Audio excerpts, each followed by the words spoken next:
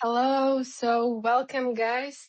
It's Olena from Boosty Labs. I will be your host today and actually welcome some Boosty representatives. There will be Victor and Vitalii from Boosty. There will be Steven from Yellow, Dmytro from HackenProof, and Vasyl from Gateway FM.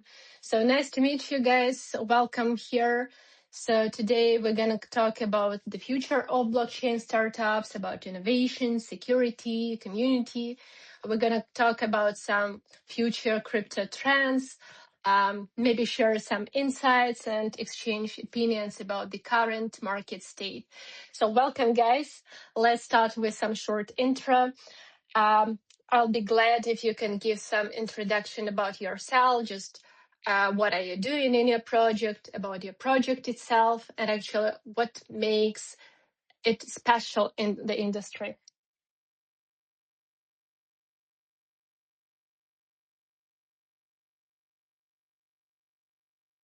Vitalik, I think that we can start from you since we're hosting this space, so we'll be glad to start with you. Yes, thank you, Olena. Nice to meet you guys. I'm Vitalik. I'm the deputy CEO of Boosty Labs.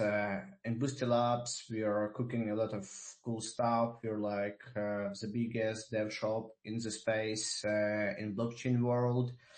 We're on market from 2017. Used to work with a lot of huge guys like Ledger, Consensus, 1inch, Paraswap with governances. And we support the blockchain enterprises in adoption in new emergency tech in blockchain space, especially like in Bitcoin or some new ecosystem like Canton. And also in the same time, we're supporting startups in the space with our like long-term knowledge and understanding of the market with our network to grow the new products in the blockchain space. Thank you, Lynn. Thank you, Vitalik. Steven will be the next, please. Hi, thank you. I'm Steven with Yellow, yellow.com, and I have a long experience in developing. I'm a developer with Ripple over a decade ago, and in Bitcoin and in payments. And I'm here to teach people how to use the Yellow technology to build Web3 applications that are targeted toward really high-end, fast user experience, and bringing the adoption of Web3 and digital assets to more traditional applications that people are used to in the old web. And I'm very happy to be here, and thanks for having me. Thank you, Steven, and welcome, Dmytro. Hello, everyone. I'm Dmytro, and I'm currently trying to build a strong community in cybersecurity. And I have experience around 15 years in cryptography and in cybersecurity sphere. And I'm CEO of HackenProof, which is a Web3 crowdsource platform where we actually hosting bug bounties, crowdsource audits, and other kind of activities for Web3 and for Web2 market as well. And yeah, thanks for inviting me. Always pleasure to be in such great team and talk about everything. Thank you, Dmytro. So last but not least, Vasyl, will you talk about yourself and about your project?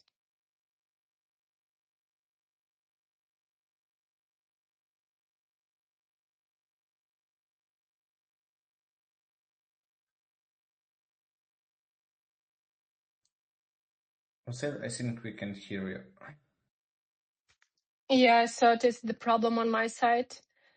Vasyl, can you hear us? Give us a thumb up or any other reaction or emoji, or try to rejoin if that's possible.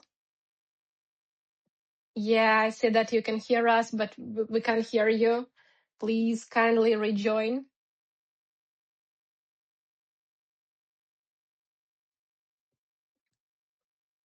So while we're waiting for Vasyl to join, yeah, I see you here. Hello, hello.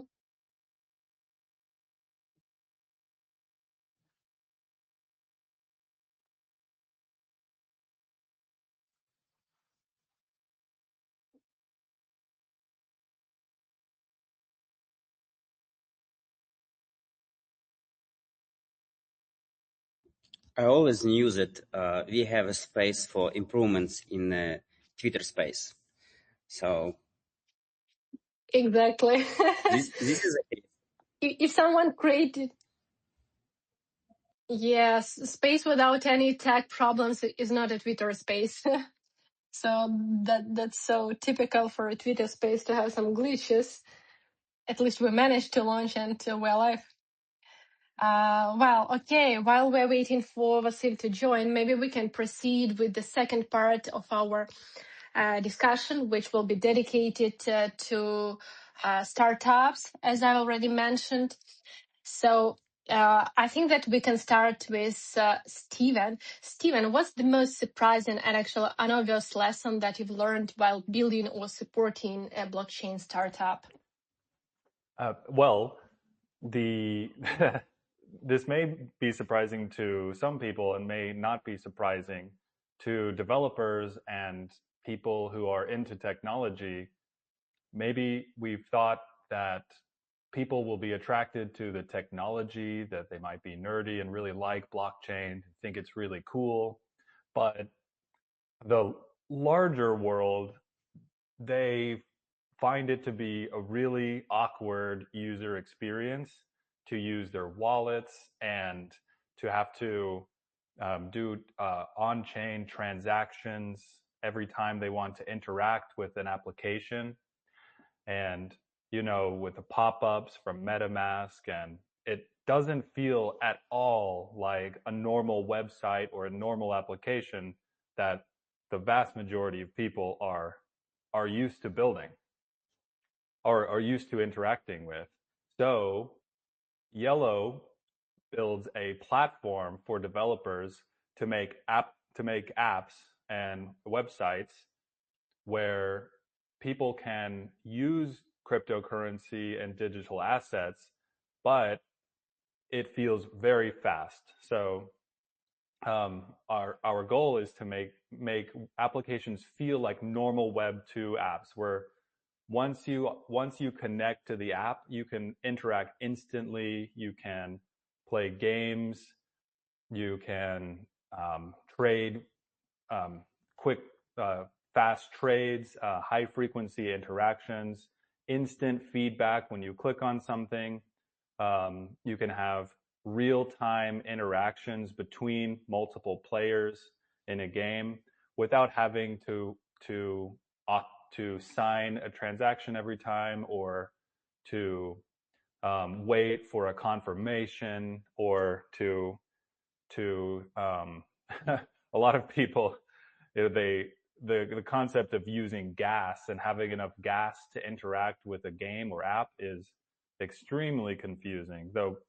And so the Yellow network and Yellow platform enables people and developers to build experiences that feel instant, normal, just like X would be, except it's tied into stable coins and NFTs and other crypto assets, and it still gives you a lot of the amazing properties of blockchain, like minimizing trust and having cryptographic proofs all behind the scenes. So that's the biggest lesson, is that most people they really don't vibe well with some of the traditional user experience from blockchain world. That's so true. So I like your answer. Thanks. So we have Vasyl back. Vasyl, please try to unmute yourself to present yourself And maybe to tackle the first question, we're discussing the most surprising and unobvious lessons that you've learned while building or supporting a blockchain startup. Hey, can you hear me right now? Is it better? Yeah, Yes, now you're back. Hey. Hey, everyone. Sorry, usually I'm the one without the problems, so this is the first time to have technical problems in Twitter space. So it's yeah, my name is Vasyl. I'm heading the business development in Gateway. Been in crypto for 5 years. Came to crypto from trading, and you know, when you start digging into crypto, into this rabbit hole, it's impossible to get out. Right. So this is exactly what happened to me. In Gateway, we do a lot of stuff. We primarily infrastructure company. We run validators for almost 1% of Ethereum, almost 1% of Ethereum validators in our infrastructure, 75% of Gnosis validators, and so on. We also build private chains for enterprises. Currently running chains for big banks, central banks, fintech organizations, and so on. We have a platform that helps you to develop and to deploy different tooling for developers like indexers, oracles, account abstraction, and so on, just to simplify the process, right? So our goal is to remove the hustle from you, right? So you can focus on the business, and then we can focus on the blockchain and infrastructure, right? And yeah, speaking about the first question, what was the most surprising to me? The most surprising thing is actually it's not about the technology itself, rather than how important the relationships and the story as well. Because I've been during the last 3 years, I've been experiencing so many cool projects they never took off because they didn't have enough connections in the industry.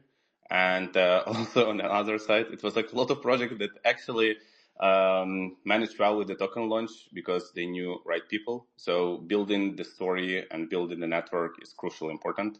Again, I'm from business development, so maybe I'm a bit biased here, but I think that's true. And another learning for me, because we build the chains and we provide infrastructure, usually customers, they overestimate how much they actually need to start. The customers coming to us and all of them, they want 10,000 TPS on the chain.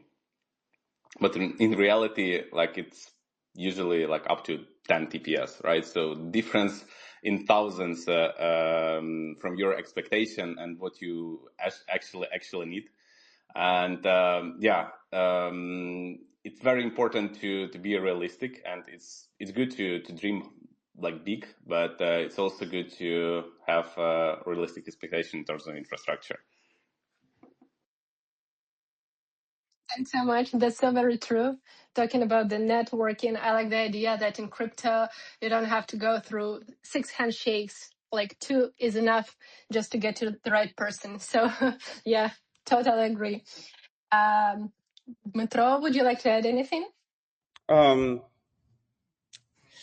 It's a good question. I do believe not at the moment. I have other questions to reply here, but yeah, I do believe we have full answer here.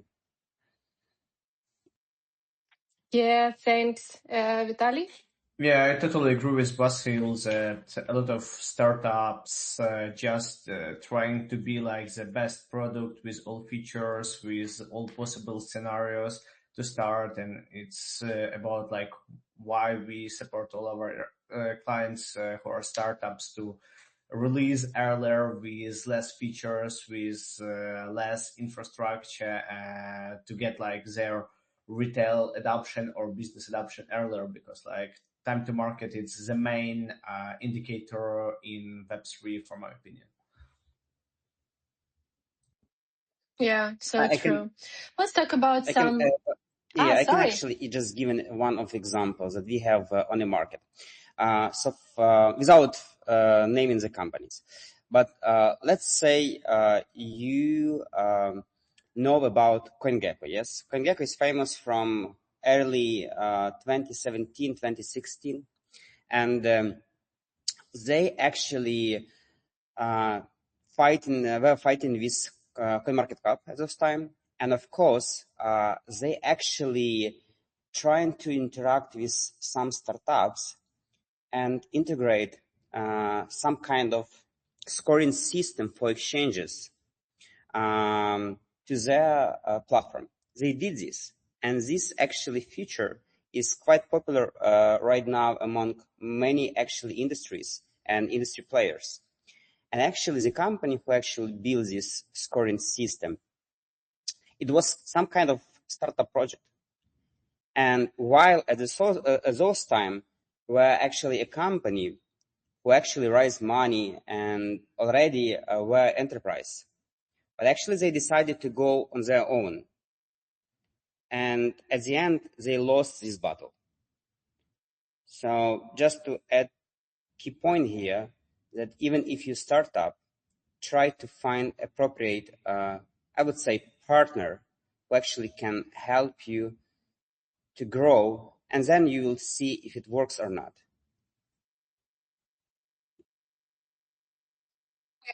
That's so very true. Thank you, Dmytro. Now let's talk a little bit about some emerging trends. Like we all know RWAs, DeFi, AI, cross-chain tech. So what should founders pay attention to right now? Or maybe you can just give some assumptions about some upcoming trends which will be popular in 2026. Hey, Victor, we see you here.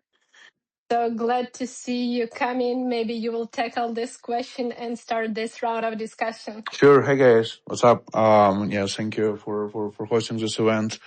So what was the question? You were asking about RWA and trends for 2026 or? Yeah, exactly. Like Cool. we are talking about the startups now, about what founders should do, what projects should pay attention to, and maybe you have some ideas of what's going to be next that will be like kind of hot topic for the next year.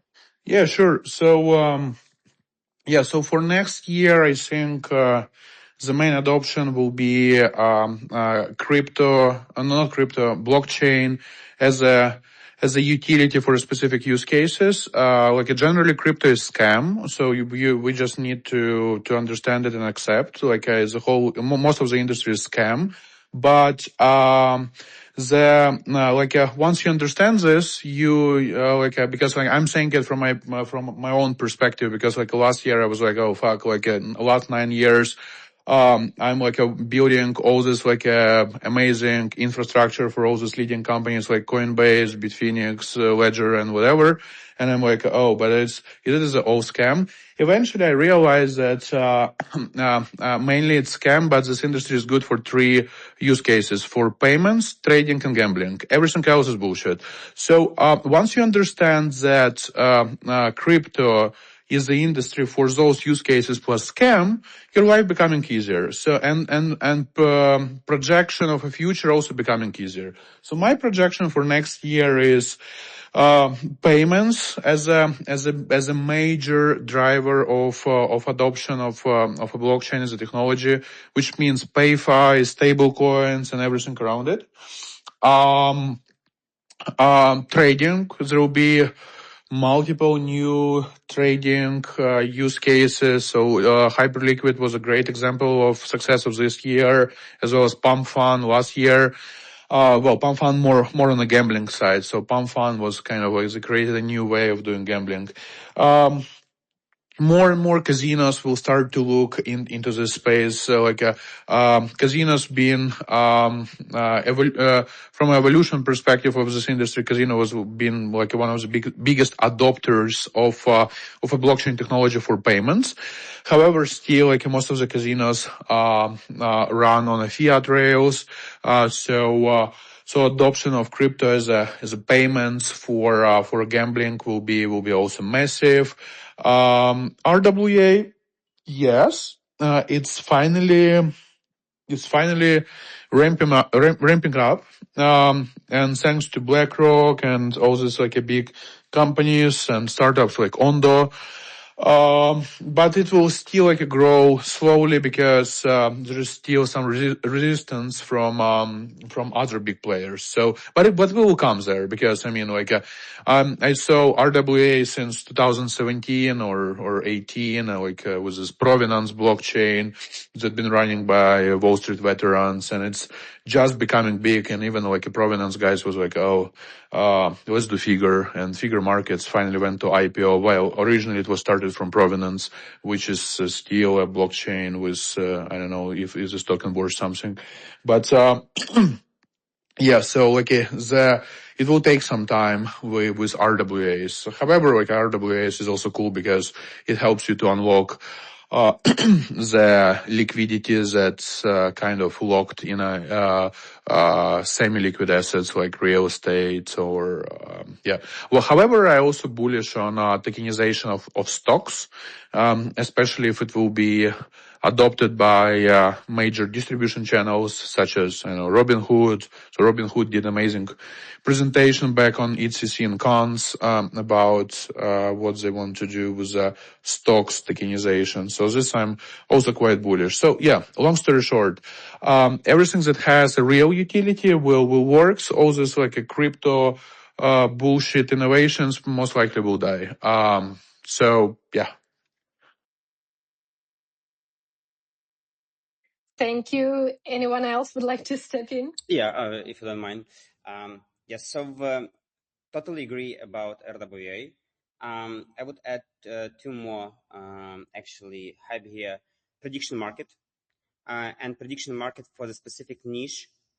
Especially, I can actually for sure say that we building as well prediction market for the security niche, and we have many offers from ecosystem to actually provide the grants for that. Second one is AI agent.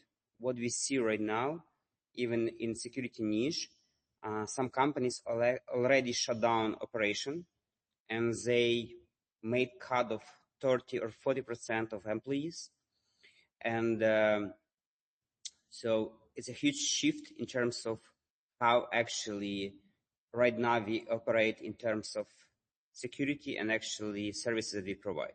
So just these topics, I can actually for sure share insights as expert here. Thank you, Vasyl. Yeah, I want to add to what Victor said about RWA. I do believe in this use case for the reason, first of all, a lot of agencies predicted that the RWA vertical will be valued on $16 trillion by 2030, which is like a 10% of global GDP, which is crazy. But it's easy to believe because, again, you can tokenize everything. You can tokenize gold, you can tokenize shares, you can tokenize luxury goods and so on. From our perspective, as we're building infrastructure, we see that all of the enterprise use cases, like central banks and big fintechs, they follow three main narratives. Again, getting back to what Victor said, it's RWA, payments in the form of stablecoin because of cross-border payments, and that's pretty much it. So basically, what I would put my own money in is the company that can do the bridge between this Web 2 and Web 3 finance, right? If you can bring Web 2 money to DeFi or DeFi money to Web 2, I think that would be really cool. So, for example, RWA Vaults and so on. And there's a lot thing that I'm also quite bullish, and I think it will make a lot of sense, is to use blockchain to control AI agents. We did very interesting POC for Microsoft where we track all of the actions of AI agent, who deployed the agent, what kind of permission it had, what kind of information it requested, did he get an approval or not, did he change anything in the data sets or not, and so on. So basically, this is the system where you control and keep the history of all interaction of AI agent on the chain, which is immutable. And you can use the information to prove that you as a big enterprise company, you don't use AI agent and don't feed personal information there, right? So you can protect yourself against protect yourself in the court, for example, and so on. And I think that's a very cool example. I'm not that familiar with gambling. I think it makes sense, honestly, but it's like a very kind of like a gray area. So you're trying to stay away from it, but probably it makes sense.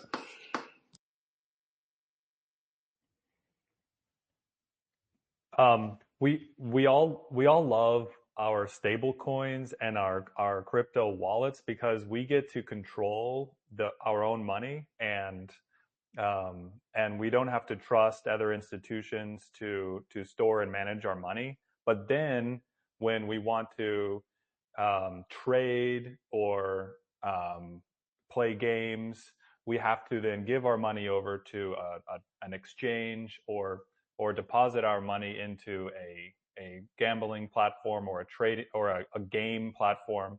And that kind of eliminates all of the trustless nature.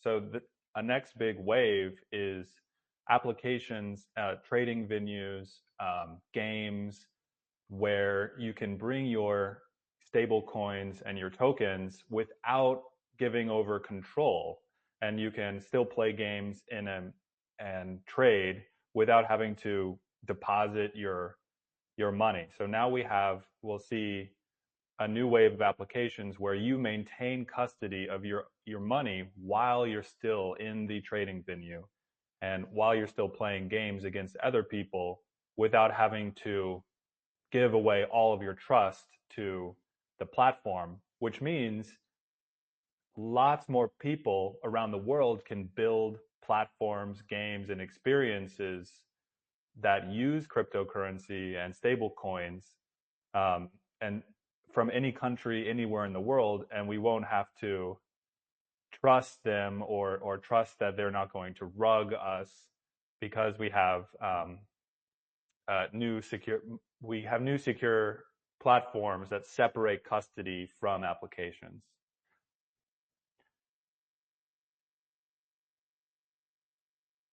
Thank you, Steven. Thank you, Vasyl. So we are coming closer to the next question about security. So what are the most common security vulnerabilities in crypto projects and how these issues can be tackled? I can take this. Yeah. Or Sure. I can just take from a product perspective really quick. I think that bridges is like is the most fragile piece in the whole ecosystem because like most of the hacks are happening on the bridges side, also exchanges. But sorry for interrupt you, Dmytro. So I will just transfer to you. Oh, no, it's okay. Thanks.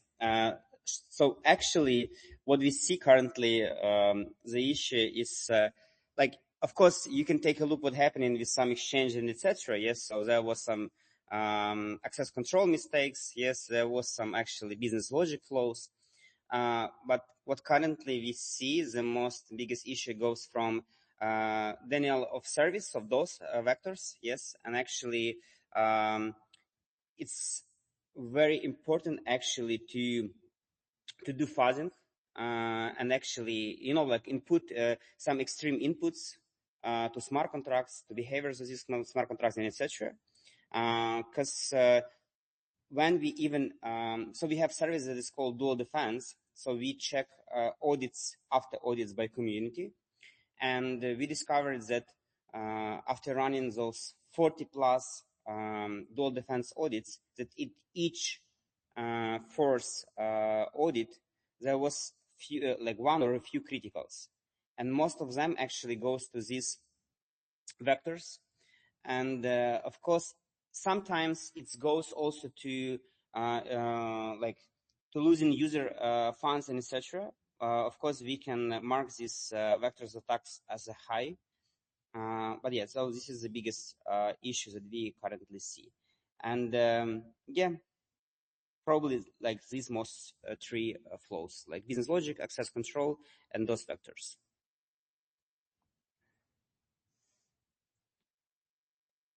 Thank you, Dmytro. Anyone else would like to step in? Vasyl, Steven?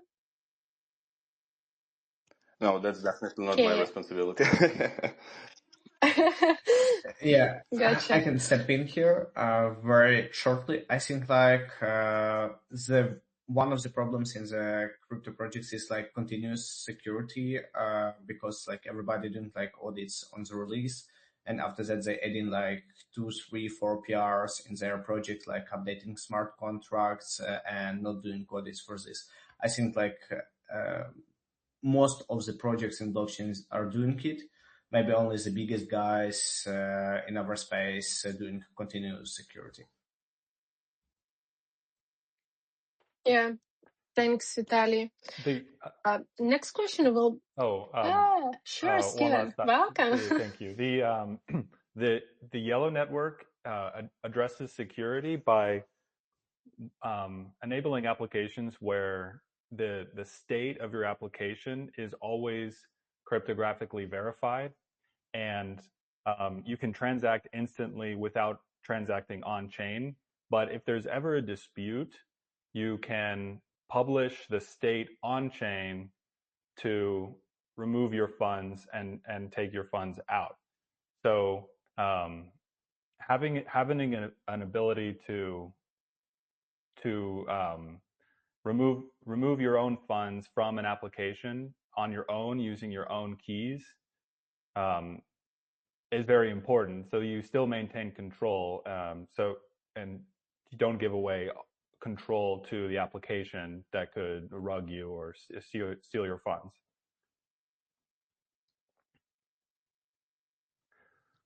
Thank you, Steven. So we have talked about the challenges, we have talked about security, about some stuff that new developers have to learn. But let's talk about some things that they can do to make their startup shine. So what do you think is the biggest opportunity for blockchain startups to make, let's say, real world impact in the next years? And maybe you can give some tips or pieces of advice to those who want to create a successful one, just judging from your own personal experience.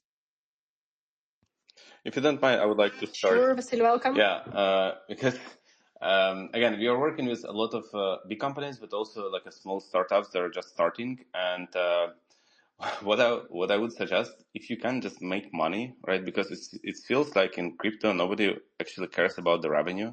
And I also feel like it's actually changing, and investors, VCs, they do care about revenue.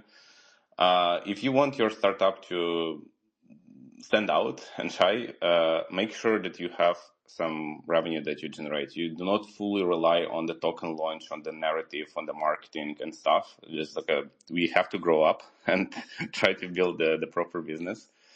Another thing that also I don't appreciate, but it is what it is in the industry, is where the narrative goes first and then technology follows, right? So, and there are a lot of times when like we see huge promises and the companies never delivered.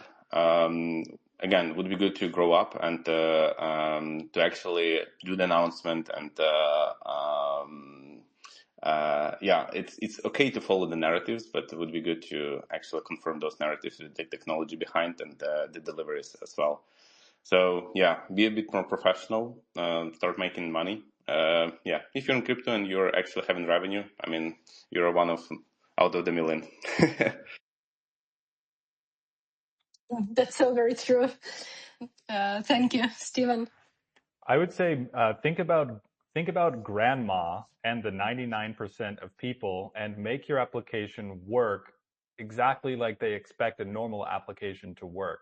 There's so many things with wallets and everything that they don't want to know about. And I think perhaps they don't need to know about that. And future applications will feel super easy. You just connect with your Apple or your Google account and you interact and you get all the security of blockchain and stable coins, but make it feel normal.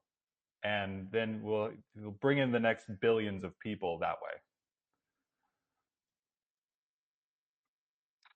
Thank you. This way we're getting back to user experience actually again.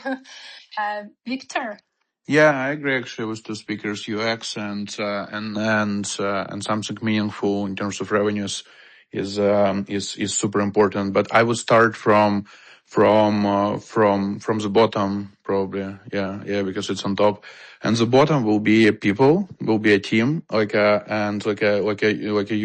most of the people are stupid, and it's so hard to find actually good people to work with, especially co-founders, and even actually stupid people sometimes are better than smart, but better to have a both, and having a good team with whom you can kickstart is number one. Everything else you can find out later. You can find the business model, you can build UX, you can hire a good agency to do one or another stuff, but without a good co-founders, I mean, what does it mean? Because it's very abstract. A good co-founder is all people has their strengths and weaknesses, and it's okay. You always need to grow your strengths and delegate your weaknesses. So and delegation of weaknesses between partners is number one you can do. If you're just a good buddies who do the same stuff good, it doesn't make sense to start with this guy company, because I mean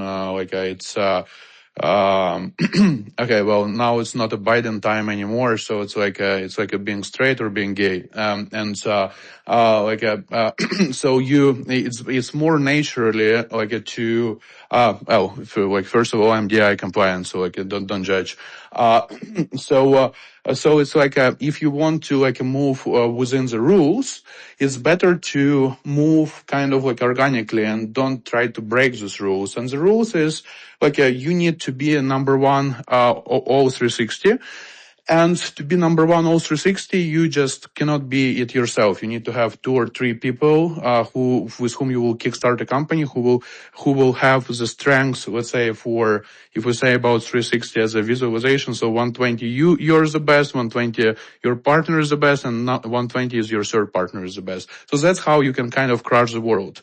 Without great team, everything else is just not achievable. It's a sad truth that I learned personally, and I'm so happy with my partners right now, because we spent I spent 10 years to find the people with whom I enjoy work, and right now oh wow, it's so much cool stuff is happening. So yeah, team is number one. Everything else you can find out later. Victor, you're like Dr. House, people are idiots. We need to find the good people there. It's so funny. But yeah, I completely But agree don't with you you. agree with this? Yeah, Yeah. I do agree, 100%. I also agree for 1000% for this case. I personally have such people in a team and really respect them and worry about everything, what happening with them or with their families or etc.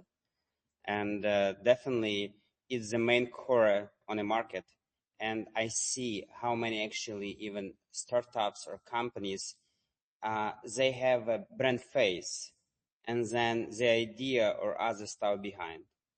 But with actually even for sure 2-3 people, when even you feel that you're tired about something or tired of something, they can keep going with you or even support you. So yeah, this is the most important. About ideas, for sure, I don't like approach when you hire a lot of people and then you actually fire them because you don't have income or you don't have money. So I support the case where you can go slowly, but that team actually that grows with you can actually help you to find another stream revenue, and then you can hire more people and etc. For example, HackenProof for a long time was a small team, but currently we 26 team member full time, and we find a few stream revenue and we keep growing in this way. And also it was actually answer for the first question. Yes, so team is very important. And also I do believe that currently crypto market and everything around actually changing very fast. So if you saw some ideas in 2017 and you decided to make this idea live this year, probably it won't work. Yes. So that is why about perfect design, about perfect partnership, about everything perfect, it doesn't matter. Matter how quickly you move with your best team and how fast you actually interact with community and how fast you react on changes. Thank you. Yeah, Thank you, Dmytro. I can add like that's very important. It's not fall in love in your like first version of product, because of a lot of startup builders really fall in love in their like product and don't want to kill early prototypes or part of the business which not generate revenue.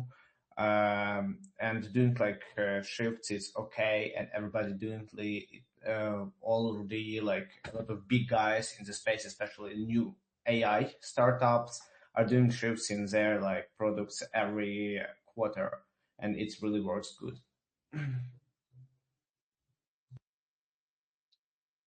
Thank you all, guys. I really like the idea that we have come to conclusion that people is the most valuable asset that we have here in crypto and blockchain, the people, team, and so on. So thanks. Now we are coming to the last round of our panel. So I'm going to ask questions in a very quick manner, and you're going to reply them in a very quick manner too. So no need to explain it in details, just these or that alternative, naming this or that alternative will be enough. So please, just kind of disclaimer that these questions are just for fun, not financial advice, not any tip for trading, etc. So yeah, I have to tell that. Okay, let's start with Victor. Victor, would you rather be a crypto influencer or an anonymous geek in crypto? Can I do both? So like No. but actually like like you can do actually both. You can create your alter ego and just like a name in a weird way. I used to work with like a bunch of guys like this. So like back in 2021, the guy at 888 like a 250,000 followers, but no one know him. But he also has a small account that only like his close friends know. And I mean, it's also cool. You can be a fucking influencer, but still stay anon. So this is probably the best. But I mean, if I can choose. Thanks.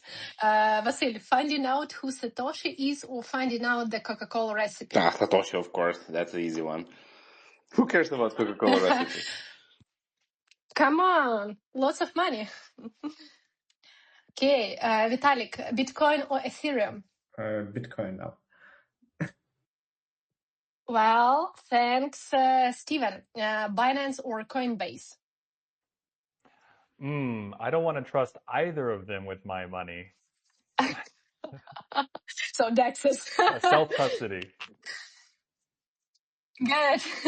Thanks, Dmytro. Lunch with Elon Musk or Changpeng Zhao? Elon Musk. I have many things to tell Good. him about everything. we all do. Don't start Having his this space. stream out. Yeah, we have things to Yeah, say, for sure. All of us. Good. So Vasyl, USDT or USDC? USDC, because of the compliance and less problems. Oh, no way. No way. I cannot Okay. believe that you're saying this. I have more USDT, but yeah, I'm trying to stay. Here we go. We catch you. Good. So Victor, holding top 10 altcoins or the same amount Of in course, Bitcoin? shitcoins is bad. Okay, Steven, Doge or SHIB? Oh, Doge for sure. I had a gift shop once where we sold Doge items, but you could only pay with Dogecoin. And there was some Doge whales came and bought it all up. They love that Doge stuff. Cool. Good story. Oh, well. Dmytro, blockchain Paris Week or token 2049? For sure, last one. Especially if it's in Singapore. Okay, because wow, good. Not Dubai one. You like Dubai less. Yes. Okay. Vasyl, would you rather be a founder of the project yourself or work for the company? I do both. So, but founder, like if I have to choose. Okay, thank you. Vitalik, trading on DEXs or SEXs? 100% Dexes. Okay, good. And maybe the last question will go to Steven. Would you prefer a fully decentralized crypto ecosystem or one that is regulated by governments? I think the crypto systems that are decentralized are more regulated because we use math and software. Yes. Yeah, good answer. Well, that's all Olena, for me. can I actually respond? Thank you, Like, because guys. one question actually very reflect on me, a founder or Yeah, employee. sure. And actually, I was thinking for the last 10 seconds and like being founder for 10 years, like I would actually choose to be employee, because it's like so easier. Yeah, because it's a very controversial answer, especially from me, but I mean, employees actually being employees, so it's been Exactly. so cool. Like, look, like it's so easy. Like you just like hanging out, getting money. But anyway, just decided to share it. Less responsibility, 8 hours working day. 100%. Yeah, we should probably ask Victor's employees if they have the same opinion, because I doubt it, honestly. I like the idea when you are an employee, you're working like 8 hours per day, but when you're a founder, you're working like 24/7. So most likely that's true. Well, okay, that's all from me. Thank you guys for participating. Actually, it was a real pleasure for me to host this space, to hear your opinion, to listen to your experiences, to have you all here. So thanks and welcome to Boosty. Next time we're hosting any new events. Thank you. Thank you, Lena, for hosting. Bye, everybody. Thank you. It was Bye-bye. fun. Thank you. Bye-bye. You Thank bye bye. you. Bye-bye.